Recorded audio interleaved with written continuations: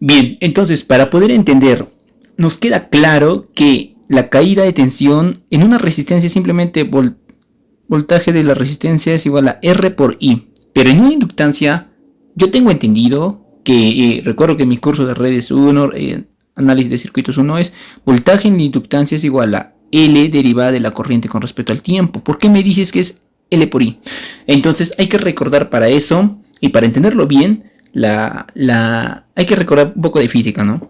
La ley de autoinducción nos indica en esta bobina L cómo hallar la inductancia, que es igual a número de vueltas que tiene la bobina, el flujo fuente, que es lo que induce una corriente en la bobina.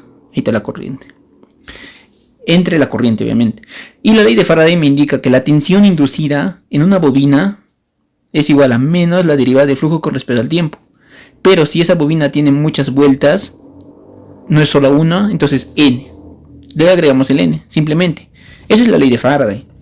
Puedo acá yo simplemente despejar al flujo. Flujo sería igual a L por I, la inductancia por la corriente sobre el número de vueltas.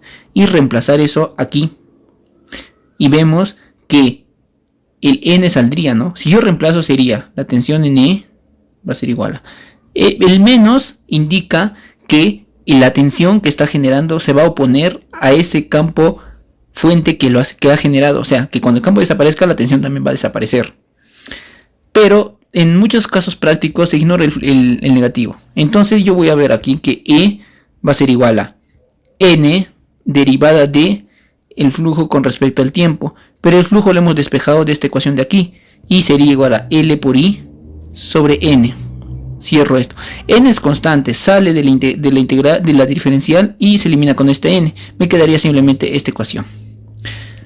Ahora, si yo derivo esta ecuación, ahí es donde recién me sale la ecuación que yo sé. Por ejemplo, aplico.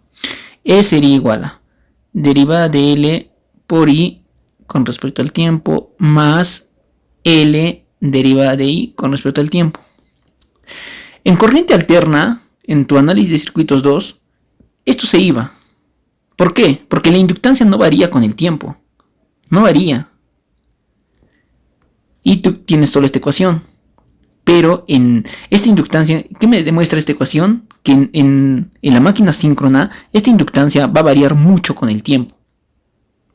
Va a variar mucho con el ángulo de rotación, con la frecuencia angular y la frecuencia varía de tiempo. Entonces vamos a mantener esta ecuación. Ya no solo vamos a tomar esta ecuación como se tomaba en análisis de circuitos 1 y de circuitos 2, ¿no? Esa sería la explicación de por qué yo tengo esto. Y a esto se le llama flujo concatenado también en libros de física.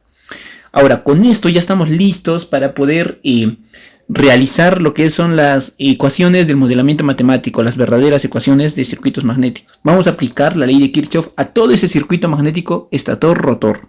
Y vamos a sacar una gran ecuación y la vamos a ver de forma matricial. Y esa es la ecuación que se utiliza los softwares para poder simular sistemas o estados transitorios o RMS.